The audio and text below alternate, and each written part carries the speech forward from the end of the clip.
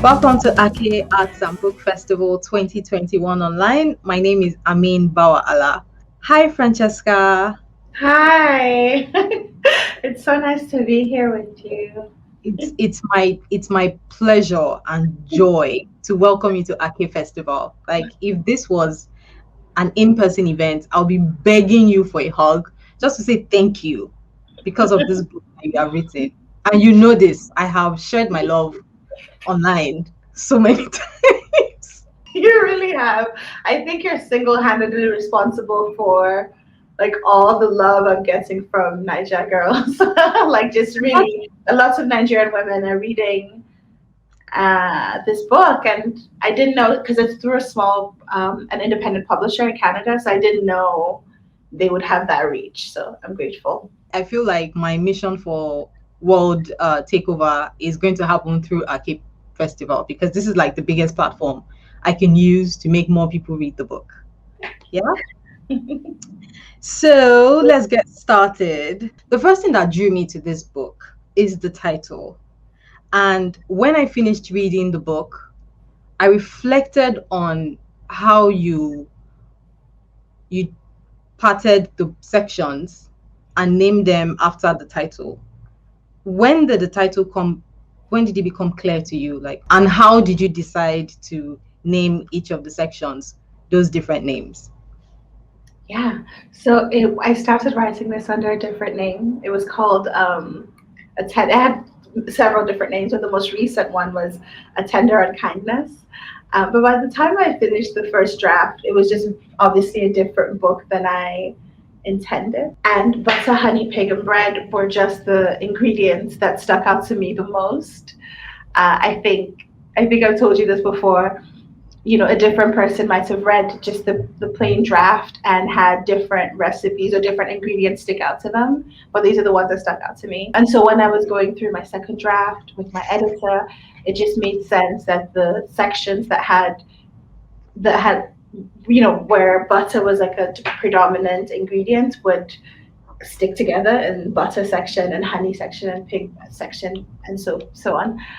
Yeah, so it was really, I don't know, it was a bit random, but also ended up informing how it was edited from the second to third and fourth draft. Yeah. Interesting. Okay, we also need to take some time to talk about the cover because the cover is just so gorgeous. How did you decide that this cover was it the first option that was given to you? And how do you think the cover translates what you actually had in the book? Does it tell your story well as much as you wanted it to? Yes, I'm going to answer. Before I do, I just have to say I feel nervous, and I think it's because Ake Festival is such a big deal to me, and I feel so honored to be here. I just want to make sure I say that before we carry on. But yes, the cover. There's this artist named Brianna McCarthy, and I believe she is in Trinidad, somewhere in the Caribbean, but I think specifically Trinidad. And I've been following her on Instagram for years. I love her work. Yeah, I just love her work. So when I had the option through my publisher to suggest artists and covers, she was like a no-brainer. For me, I had two other artists just in case, but she said yes. She was the first I asked, and she said yes. Oh, Um, and this cover was modeled after another piece she had. So she made this specifically for the book, but she had a lot of work that had like twin symbology, twin femmes, twin girls. And so she just adapted it for this book. And I think it does. I think it reflects the book very much because it's just full of warm colors. And I think that warm colors for me kind of incites imagery of like the sensual, being in the senses in the body, being in Nigeria where it's hot, and then the greenery as well, the twin imagery. These are not necessarily how I imagined the characters as I wrote them in terms of like hairstyles, but they're black, they're femme. There's two of them. I think it gets the point across. so Francesca, can you tell me about the things that inspired Butter Honey Big Bread? What was the genesis of this novel? Yes.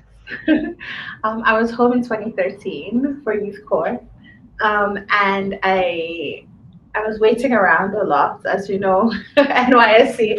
So there was a lot of waiting around. So I decided to just go back to my childhood library, which is a memorial library. I forget the name. I have the library card somewhere in my things. Falmouth area. It's small, and I've been going there since I was like 11. And so I just started going there again, taking out books that I had loved when I was a teenager. And I was basically reading a lot. And I've always wanted to write. So I decided to give it a go. And I was very much inspired by what I was reading. I was reading poetry collections, including like Wole Soyinka's poetry, specifically the poem Abiku. I read Famish Road by Ben Okri. There's some books I don't even remember the author's name. There's this one book by an Australian author. It's epistolary fiction. The entire book is just like letters between friends. So like this one friend whose best friend disappears to the circus. And the book is blue with a lemon on the cover. I wish I knew the name. But yeah. I'm sure we can find it if we just Google that. Yeah. Yeah. But yeah, I was just reading a lot and being fed in that way just reignited my passion for writing. So I started to write. I just wanted to write about an Ogbanje who, or somebody, not an Ogbanje, somebody who believed in Ogbanje, who was choosing to like live out one life instead of coming over and over. And also about twins, the two things that I knew I wanted to write about, Ogbanje and twins. So I started, and I told a friend about it. I told her the whole thing, like the vision I had at the time, and she was very encouraging. So I just started. Yeah. There are so many cool things about this novel. I'm sure we can spend hours talking about it. I'm just going to break it down a little bit. One of my favorite things about this novel is transcendence. Yeah. This book phenomenally just takes us around places. We're in Lagos, we're in London, we're in Tangier, we are in Halifax. And the best part is we travel through time. And I think you do a very, very amazing job putting the book in a very non-linear structure. Can you talk a little bit about that choice? Why you decided to go through the past? Because it was one of the most compelling things about this novel. Thank you. I don't really know. So like because I started with no real vision or experience of writing a novel, I'd written short stories. I just kind of followed my heart, like did what I wanted to do. But again, I think just really informed by what I was reading and what I generally like to read. I like to read like meandering fiction where there's no real plot. Things are just, you're really focused on the character's internal landscape. And the book, Teju Cole's book, Open City, I've had that book since I was 22, like since 2012. And since I got it and started writing my book, I'd read it like slowly, but multiple times. And I love that kind of meandering, going back in memory, coming back to the present style. There are many books like that. Oh, Zadie Smith, a book I read when I was a teenager, and again when I was in my 20s, and again now, White Teeth. So really, yeah, it was not like an intentional choice. It was just based on like what I enjoyed reading and writing, pretty much. So I followed my desire really. In retrospect, I'm glad that you like that style because some people don't. Some people want things grounded in the present. And I think it's a testament to how you did it. It's not like I'm going to go around looking for books that go past and present. It's a you thing. And I might have had a problem with it if it was another author, just being honest. Thank you.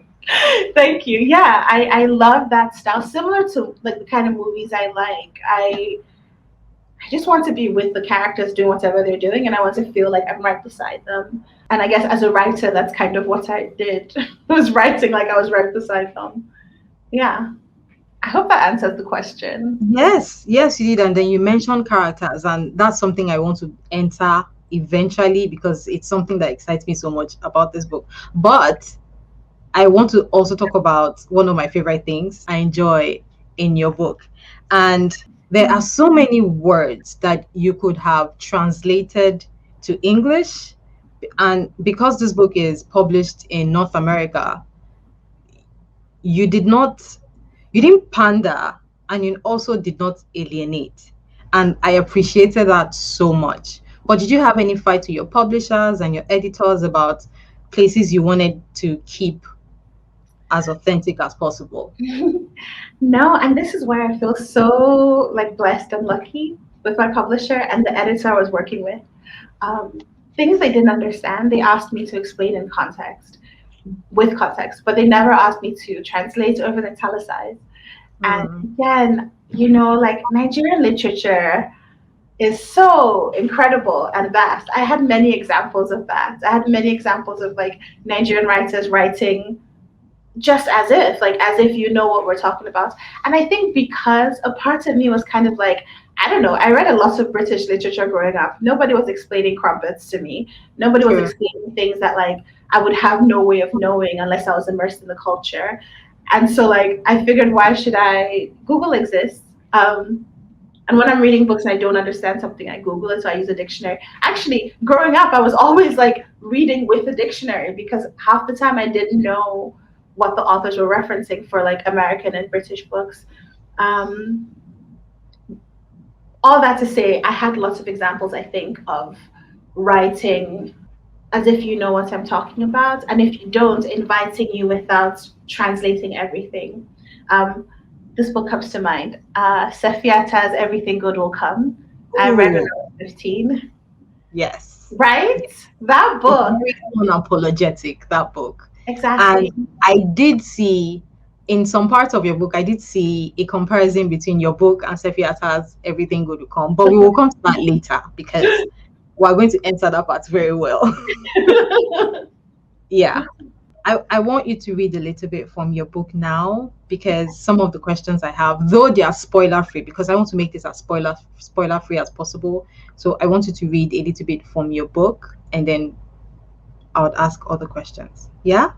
Yeah. Do you want me to read from anywhere, or do you have a particular part you would like to hear? No, everywhere is perfect. You can just pick any page, really. Okay. I'm going to read the parts I often read because it's fun. And I think it shows some dynamic, like the relationship dynamics between some of the characters. Mm. Um, yeah, and so this is about halfway through the book. It's where the twins are back home and they're going to their childhood friend Isabella. They're going to Isabella's engagement party. So I'll start now. Animoya is a word I found a few years ago on a website called the Dictionary of Obscure Sorrows. It means nostalgia for a time you've never known. I scribbled it in my journal, and in the years since, when I started taking my art practice seriously, I would write it all over my canvases before priming. Because even though I couldn't taste the feeling at the time, I knew that I knew it, that I'd felt it before. I feel it again now at Isabella's engagement party. I taste its full bodied flavor, pungent and salty. It is unmistakable. I've never been surrounded by old friends and family the way that Isabella is right now, but I feel nostalgic for this moment. I'm watching in slow motion as Isabella, wrapped in a sheer coral maxi dress that shimmers as she moves, her afro a glittering halo, laughs and playfully slaps Toki on the shoulder. Some familiar faces surround her, secondary school friends with whom I failed to keep in touch. Isabella kept in touch. She tended to the garden of her life and grew a community that shows up to her engagement party and packs her backyard dense with swaying bodies. Perhaps this is what happens when you stay home instead of eagerly launching yourself into the diaspora and disappearing from everything that shaped you. You get a celebration, familiarity, home. Isabella spots us and exclaims, Ibeji, the twins are here. She hurries towards us, hugs us, and ushers us deeper into the celebration. Taiye's body stiffens at Isabella's touch. I sense it more than I see it. She is cordial when she offers the spiked zobo and smiles politely at Isabella's squeal of delight. Isa, this is my husband, Farouk, I say. Up close, I see that I didn't imagine it. Her hair is dusted with gold shimmer. So lovely to meet you, Isabella says. She waves Toki over. Tokumbo Pedro swam with us at Ikoyi Club when we were children. Unlike most other boys in our cohort, he wore Speedos instead of swimming trunks. When he wasn't following Isabella around like a lost pet, he swam many laps to the deep end and back, while the rest of us splashed around the shallow end playing Marco Polo. He was such a small framed, crusty nosed boy. I remember towering tall over him until I left for Canada at 18. So I am stunned at the broad shouldered, polished mahogany heft of a man that walks towards us. Toki is all grown up. Tokes, Isabella says, remember the twins? Of course. His voice is still slightly nasal, a remnant of the sniffly child that vied for Isabella's attention, but more assured. He kisses Taiye and me on our cheeks with a distracted, long time, how far? Then he offers Farouk a firm handshake. Long time indeed. I smile and attempt to locate something genuine in the smooth skin of his face, the shallow curve of his distant smile, his commanding demeanor. It's not very difficult to spot a hardened person. Thickening one's proverbial skin can only be a natural response to the causticity that life sometimes visits upon us. But there is a unique type of hardness, a single minded drive to thrive through whatever the fuck, to tear through whoever, to get what you want, that levels everything so that nothing is sacred. Someone else might call it sharp, masculine, capable of getting anything done. But I knew Toki when we were children, and if you ask me, something happened between then and now that took some light away from him. Perhaps it's just what happens when we grow up. Could he look at me and come to the same conclusion? I have read this book already 3 times, but maybe it's because I'm hearing it in your voice. That hits me a little bit, and I just you sabi this work, Francesca. I have to say that. Okay? All right. So one of the main characters in the novel, Kambirinachi, she's an Obanje, and she's one of those who have resisted the curse to come back again and again and has decided to live her life and have kids. What was the inspiration for Kambirinachi? I think I was interested in challenging this Obanje like idea, right? To Mhm. any basically resisting any idea that we must be what is like what people say we are or what people believe we are, or we have to stay rigid in whatever identities we have. Obviously, talking about an Obanje is like an extreme version of this idea of like resisting your nature. Yeah. But yeah, I just wanted to explore like, okay, if this Obanje or this person, actually what you said initially, somebody who believes she's an Obanje, because I really wanted to trouble the idea, like trouble, like I wanted us to have a choice. I wanted readers to have a choice as to whether they believe Kambirinachi or they don't, and what it means either way. If you believe her, what it means. If you don't believe her, then what everything she's saying ultimately means. But yeah, like resisting your nature or choosing your own way Hmm. despite what what is supposed to be. I was interested in challenging that. Yeah, and I really love the character Kambirinachi because she has no judgments, which I guess maybe is the most inhuman thing about her. As humans, we're just judging everything all the time because that's how we collect information and we move and we survive. Whereas she just accepts and is and experiences whatever comes up, right? So like any pain, any pleasure, she's just like there and experiencing it. I was also very intrigued by the voices of the twins because they were similar in so many ways and still different. What drew you to write about twin characters? So some of my favorite books I've read are about twins. Like Helene Emi's White is for Witching comes to mind. So they're not identical twins, they're different sexes. And then of course Zadie Smith. Who else wrote about twins that I love? So many people now it's all out of my head now, but I don't think I anyone love is coming to mind right now. but yes, just I love to read about twins because the idea, especially with identical twins, Mm-hmm. and like I researched and went even further with like monozygotic twins. this is literally like somebody who is the closest possible genetically, and some might say spiritually, to, they're the closest possible to each other, closer than, like, somebody who births, like a mother birthing a child. That's very close. But then being the same cell and then splitting is the closest possible thing. And I was really interested in like looking at what happens when there's betrayal or perceived betrayal or abandonment or hurt or whatever between people who are like this close. Because obviously, like, pain comes to mind, right? But then Yeah. what happens after pain? Like, how do you live a life?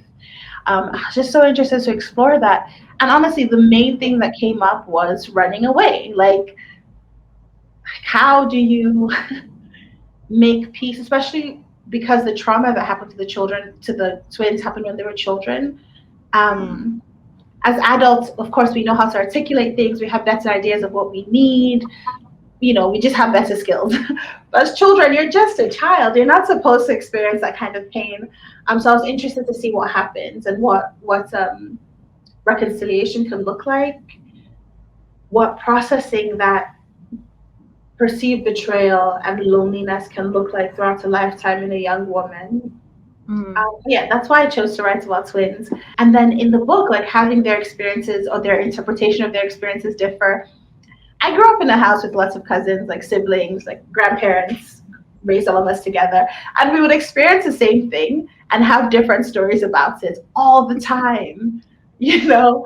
And that is just something I know from like living with family, with siblings. And I suppose I borrowed that. And the funny thing is, like, the things that they were remembering were like deeply traumatizing things, right? So we already know you can't really trust your memory when it comes to trauma. You can't always trust memory when it comes to trauma. So I was interested in like kind of playing with that a little. I mean, playing with it sounds fun, but I guess exploring. It wasn't fun. It was upsetting, but yeah, exploring. Okay. Before we get into the perspective, even though the traumatic experiences that the twins experience is you didn't go into details, and I really appreciated that. But how was it writing for you? Like, where did you find the restraint? You wrote it in such a way that we knew what happened, but we were not told what happened. At least not at the time when it was written. So where did that restraint come from? Also, I appreciate the restraint, but I just want to know what your thought process was when you were writing that bit. One, I love to read, but I've read a lot of really explicit, in my opinion, unnecessarily explicit and detailed, yeah, anyway, takes on like assault, particularly against women and girls. I've read it and been like, that wasn't necessary. Like, I got the point. I didn't need to like read all those details and like be in that place. And these exist in beautiful books that I love, books that I would recommend, but those parts I just thought, usually they've been written by men, no shade, but I'm thinking of one particular book where it was just really graphic and unnecessary because we get it. Another reason I chose to not be so detailed is because this is not an uncommon thing. Most people I know have experienced this thing, and I was trying to do the literary equivalent of like a nod or like, like same, like, this thing. I know, we get it. Basically, not wanting to re traumatize anyone. And it was painful. It sucked. It sucked to write because I want my writing to be very in the senses. Like, I want you to feel what I'm showing you and like be immersed in it. So as I'm writing it, I'm also putting myself in a position. And it just was not, it's not good. It's not, yeah, I didn't like to write it, but I was grateful for the support in being able to write it in a way that was effective without being unnecessarily harmful. There were many perspectives in this novel. Kehinde is written in first person, Taiye is a close third, and well, except for the tour guide when she was in Halifax. How did you decide which character got which point of view? So I knew that I wanted Candy to be in first person because a huge part of her story is like losing or having not losing but having her like autonomy taken from her. And Mm, so that character's personality is a bit more controlling, even though she's like an artist and I think at the core of it wants to be free. She's someone that mm, was hurt in a way that made her need control. So I wanted that made sense to have her intentionally invite the reader into only what she wanted you to see and hear only what she wanted you to hear.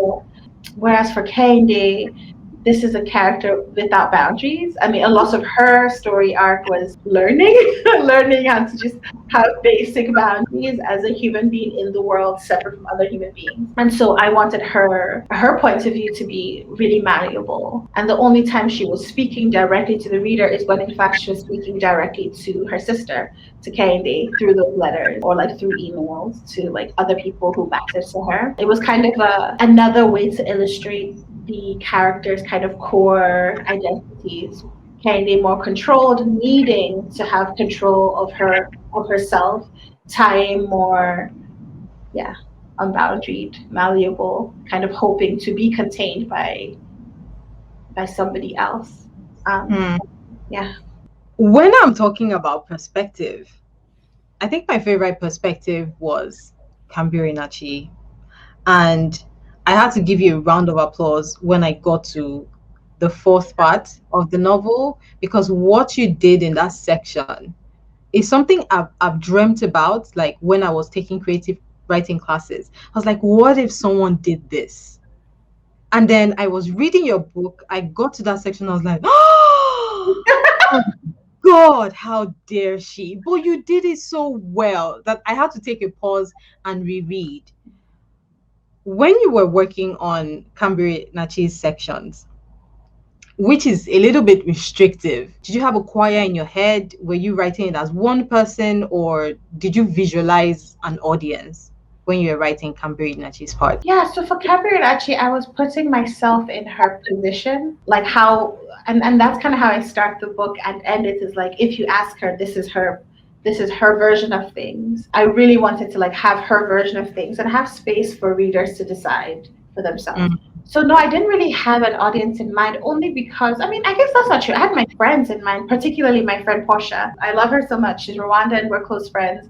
And we met at a time where we just needed to have another like black lady friend, you know, another African friend in she was living in Halifax briefly at the time and I was just like, oh God, you get it. You're also here experiencing this nonsense. So I had Portia in my mind a lot and my childhood friend Adana because Adana I grew up with in Lagos and Portia I spent time with in Canada, imagining what they would think and how like I wanted them to understand. Do you know what I mean? I wanted yeah. those people to understand what I was trying to do. And so that's kind of how that was, yeah, the audience in my head.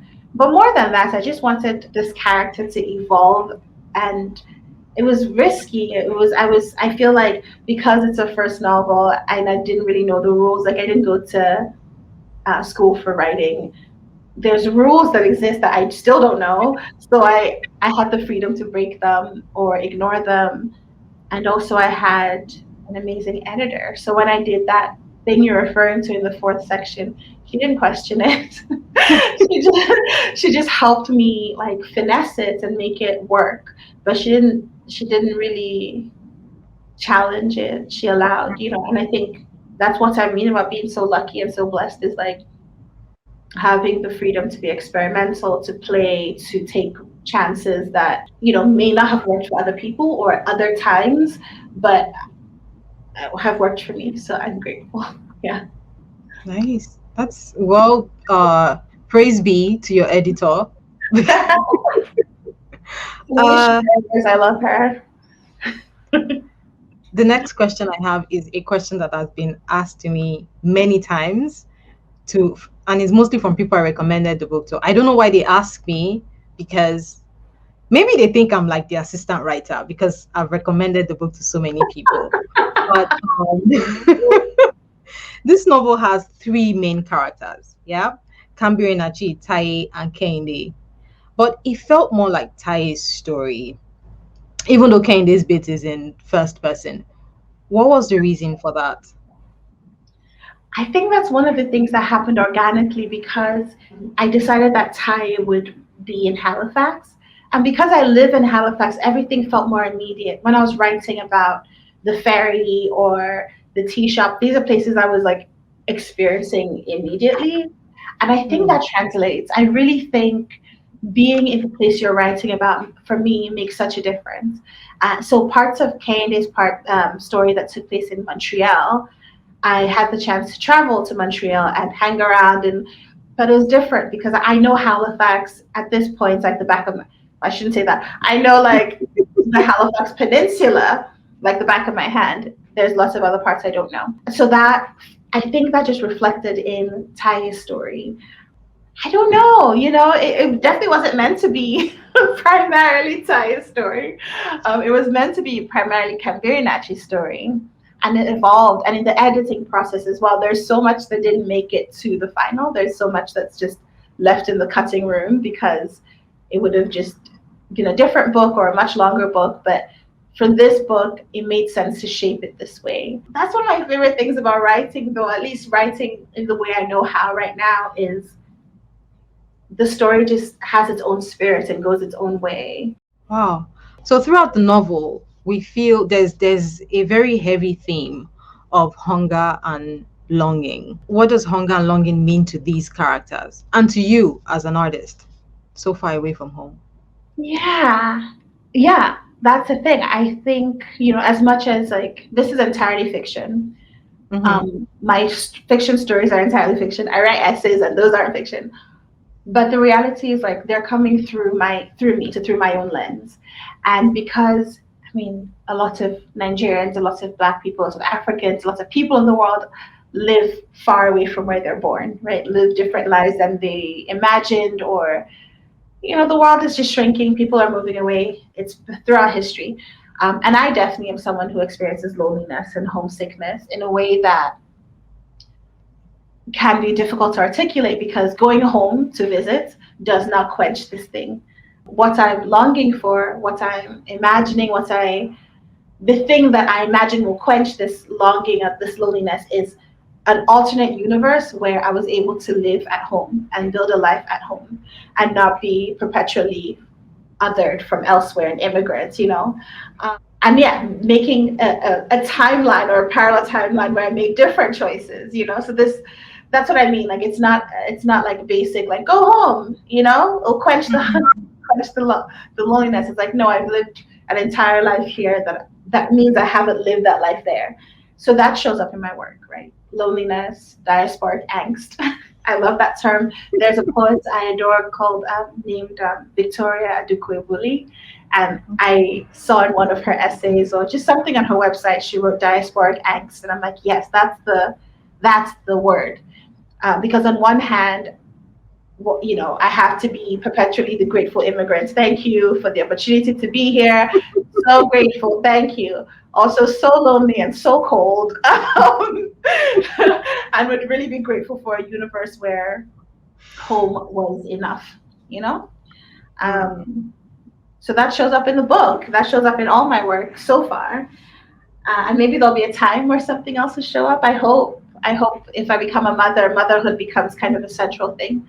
But even now, motherhood is a central thing, and I'm This is a not. central thing. Because I was just about to go into that because imperfect motherhood and conflicted daughterhood, it affects a couple of the generations in Butter Honey Pig Bread.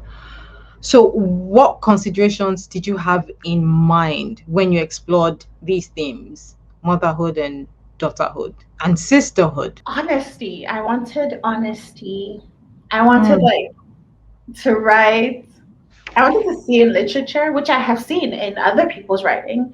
I wanted to contribute to that canon and that tradition of, yeah, messy people who are just trying their best and their best is not enough. And that's just life. And I'm not a parent. I don't even know what that is, but I have parents. And as an adult now, I'm like, damn, you're just a person. You're not all knowing. Um, you're not infallible. you probably did your best, and your best wasn't enough, and that's just a fact, you know.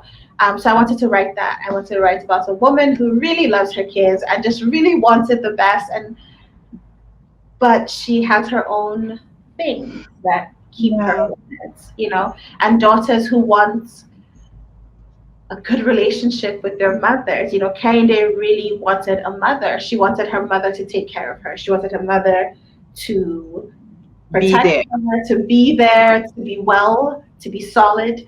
And her mother wasn't those things. And so Kehinde had to live with that disappointment, but still loving the person you have to love, you know? And so I wanted to write women that were women like women I know in real life who aren't one dimensional, who aren't just like, yeah, just not one dimensional. None of us are. And luckily, I have so many examples of that exist in the literature. So many. Um, yeah, Okay. motherhood. So the next question I have, I'm trying to find a way to phrase it in in a non-spoiler way. When the twins get to resolve the long-standing conflict between them, there could have been so many, in fact, a million ways for this to have gone. Like there could have you could have chosen like thousand well, there's no time for thousands of ways, but the particular way it was resolved, I have noticed from the online folks that it's not a way they would have chosen, not like they're the ones writing the book, but I want, without spoiling anything, why was it that particular way you resolved the issue? I If wanted you it to be anticlimactic because in real life, things are anticlimactic, especially know. family things. You build something up so much and you have so many feelings that it's tight and intense and it's just like here, you know? And then in Hmm. real life, sometimes it's an explosive conversation and then what? You know? So I guess at the end, I just really wanted it to be like rooted in what would likely Realness. happen, even though like even though like it's like magical realism, a lot of it in our experiences or our perceptions or understandings would not likely happen. I wanted the Hmm. conversation to feel realistic. You know, when I've had conflict with friends, even, it's not, it's just like, I'm sorry, I fucked up. Sorry, I don't know if I'm allowed to do that. But yeah, it's not really this like big epic montage of reconciliation. It's just like really anticlimactic and just here we are, you know. So I wanted to illustrate that, but I get it. There was room that definitely could have. It went a different way initially, and it didn't feel true to the characters or true to the story. So I scrapped and just Well, let it. I'm very good with how it was resolved. Well, I'm good with everything. So definitely not Thank making you. bias. Okay. So Queerness and Faith. Mm. Taye is very accepting of her queer identity, and Mhm. she finds comfort in Catholicism, Mhm. unlike the rest of the characters in the book. How did you approach writing Queerness and Faith alongside each other? Like, when do you feel there's tension between those two things and when there isn't? Yeah. So again, the themes in my life that I'm very interested in exploring through art, you know, queerness and faith. So for this character, I wanted to be intentional. I didn't want this whole character's arc or story to be focused on the fact that she's queer because I've read that too often. Um, Mm, and I just, that's not the point. Actually, she could have been straight. Kennedy could have been queer. Somebody else could have been queer. That wasn't the point. The point is that she was really hungry for reconciliation with her sister and so didn't have boundaries. But she was also a character that always loved church. She just always loved church. I think it gave her a sense of peace and consistency, and so she continued to give that to herself in adulthood. Even though, and I know many people like that who they engage in their like religious practice not because of any deep spiritual. It's not like a deep thing. It's more like this is ritual. This is mm. it's what I know. And so for Taiye, it was like that. And and she just also happened to be queer. Whereas there's a different character where there was a lot of tension between his queerness and his faith. And I think it had a lot more to do not with the faith but with his family. So Taiye was raised by a basically absent mother. So nobody told her she was bad. I mean, she experienced it in school, like people probably made comments, but nobody said this thing is actually a sin and is God doesn't like it. All she knew was like God likes me. So um, yeah, I wanted to write not center queerness in the main character's life, but also illustrate that for many people it is a problem. It is this really irreconcilable tension. The reality is like we live with all sorts of irreconcilable tensions all the time. True. True. All the time. So yeah, I just didn't want it to be the main thing for Taye. But it is a significant thing, right? It is important. It is. In Nigeria, same-sex relationships are, well, criminalized. So why was it important for you to write a novel with queer characters that are also Nigerians? Yeah, because the law is not actually the law has never been like a really good measure for reality for what people are actually doing.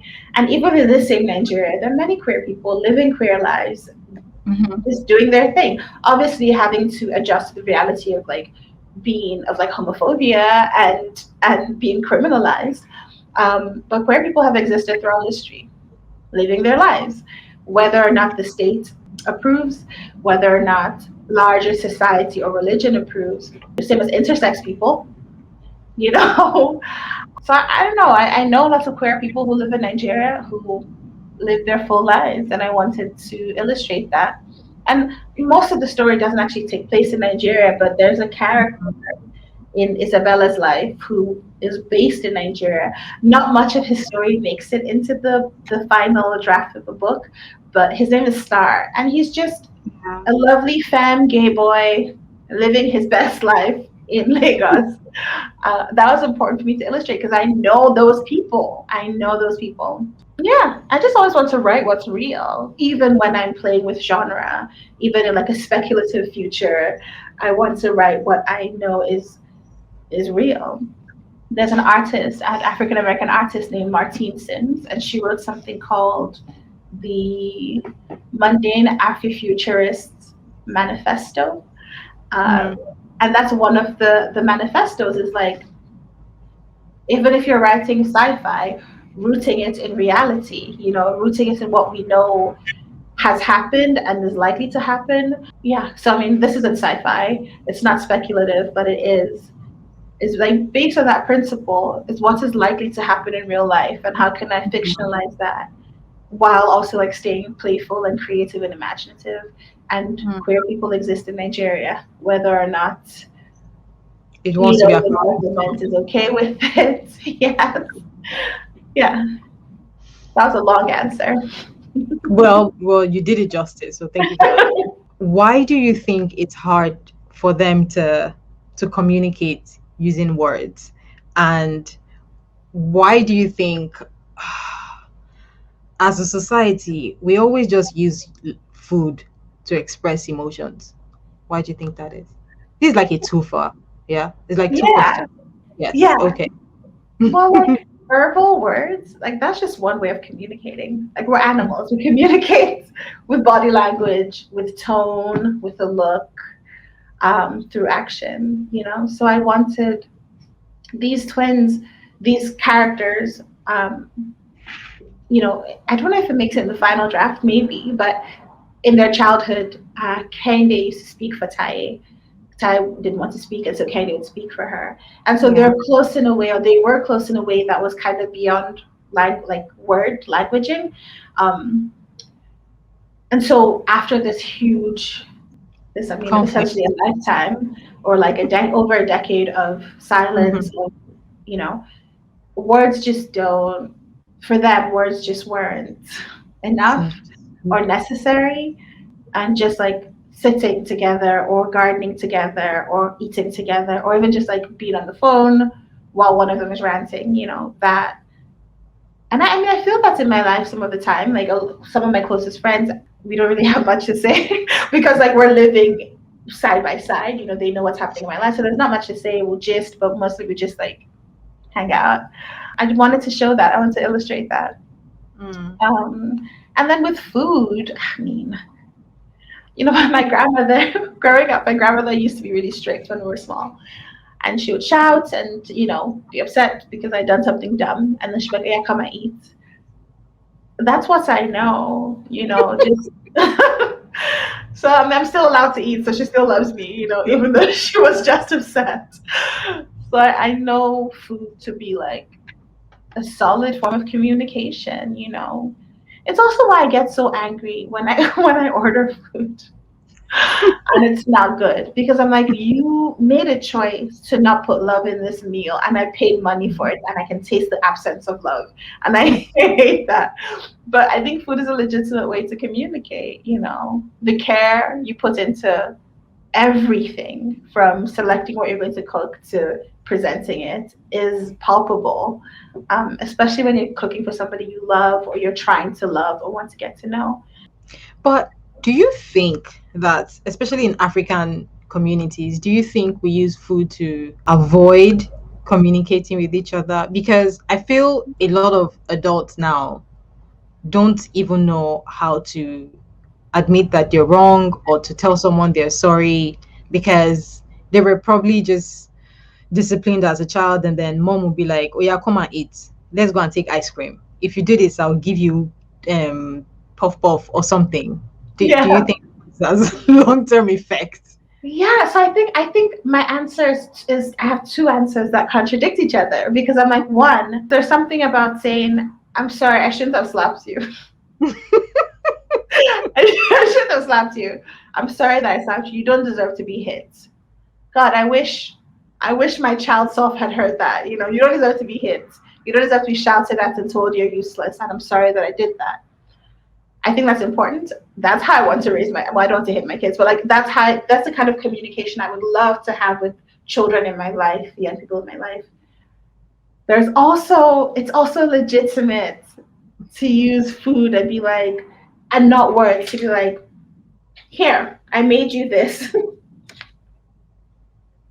I made you. Please forgive me. Without the please forgive me. You know, I think both are legitimate and good and true. I know which one I would choose because you know, like my grandmother didn't. She wasn't here being like, I want to make sure my grandchild has secure attachment and doesn't have low self-esteem. It was a different world. It's a different world. She grew up under British occupation. You know what I mean? Like we're colonized people. She was doing what she knew to survive. And so Yeah. I can't say it's wrong and my way is right. It's like, no, it's just a different way. You know better, you do better. I know better in some ways, and I have more options. So I'm going to choose both. I would choose to communicate with my children or with the young people in my life as an adult when I've hurt them, when I've been wrong, and I'll also give them food.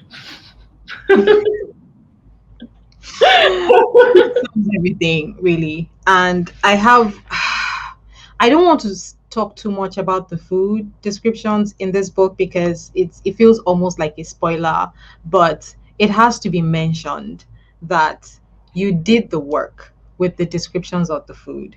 I was hungry, I was nostalgic about food that I have easier access than you who is in the abroad. It was so weird. I was like, I just had ofada rice yesterday. Why am I craving it again? And it's probably because I read it in your book, and the way you describe it, it pays homage to Nigerian food and food in general. And I don't think I've read any Nigerian novel that has given Nigerian food the credit it deserves. Because when you read books from Asia, especially India, you know you are in India from the food. I think from like first 5 pages, you can smell it, you can taste it. And I experienced that with this book, which is the first time I've experienced something like this with the Nigerian book. So thank you again. I haven't Okay. read it in a novel, but I have read it in a like essay collection. Have you read Long Throat Memoirs? Yes, I have read Long It's Truth not Memoir. Yeah, fiction, but it's not fiction. um, That's why I didn't mention it. yeah. But still, like, what an amazing like honor to Nigerian food. Like this author, I forget her name. The book is here. I can look at it. I just want to make sure I'm naming people appropriately. Yeah, Yamisi Arabisala.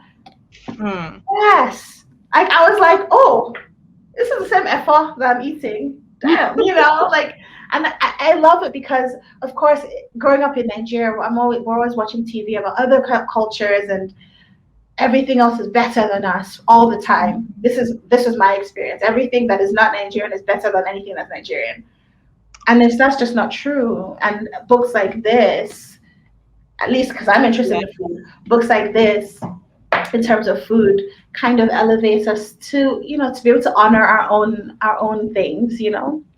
Yeah. Okay. So you're a full multimedia artist, a proper creative. So what is next for you, Francesca? New book, new film? Are we going to see you at Cannes very soon? Amen. Inshallah.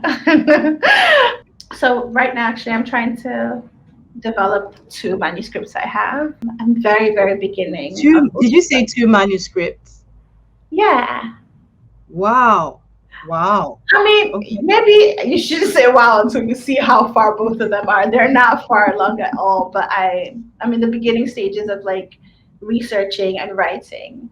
And they're two very different things, two very different genres. But I have an experimental short film I'm working on that you are a part of. It's very experimental, very short. It's for a festival called Nocturne, which is next month. So basically, yeah, any opportunities to write or create, I take.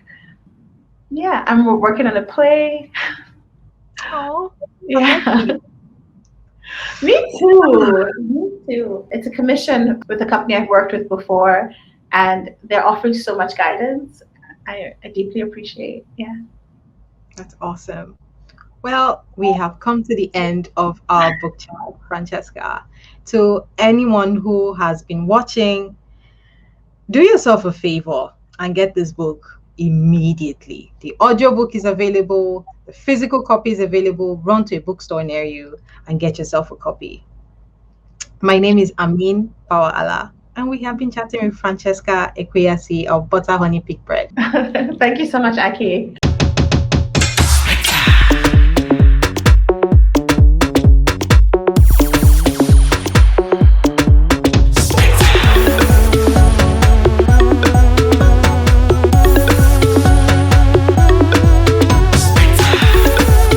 That 5 minutes madness only you can understand.